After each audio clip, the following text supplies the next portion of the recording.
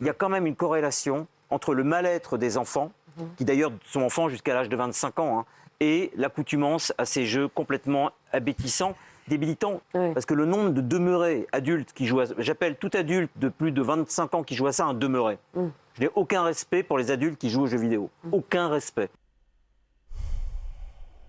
Bon, première chose, déjà le postulat de départ est complètement con. C'est comme si un beau jour vous passiez de la catégorie des geeks à celle des abrutis.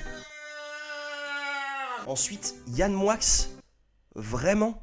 En dehors du fait que ce type est tellement mauvais qu'il est obligé de créer la polémique pour faire parler de lui, il se décrit lui-même comme étant un immense écrivain. Pendant une adolescence très mouvementée, il aurait tenté de défenestrer son père, puis de noyer son frère en lui mettant la tête dans les chiottes, puis en tirant la chasse. J'ai fini par lui mettre la tête dans les chiottes. Je lui ai dit alors c'est quel plombier maintenant qui nettoie les chiottes? Tu vois, je lui ai mis la tête au fond des chiottes et je lui ai dit tu me parles plus comme ça. Il dit que le corps des femmes passé 50 ans, bah c'est dégueulasse, hein, et puis monsieur veut se taper que des femmes asiatiques. C'est un petit peu notre Leonardo DiCaprio, avec le talent en moins. Avec tout de même 20 putains de millions d'euros de budget, il va sortir le film le moins aimé de tout le pays. On peut en parler, on va rigoler, hein, on va rigoler. Et puis au début des années 90, il a publié plusieurs dessins antisémites et négationnistes dans une revue de presse nommée Ushuaïa.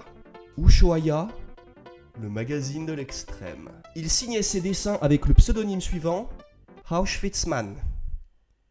Auschwitzman. Est-ce que j'ai vraiment besoin de rajouter quelque chose ?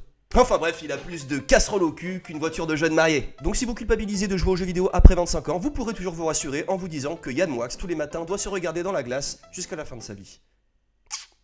C'était le Baltoche.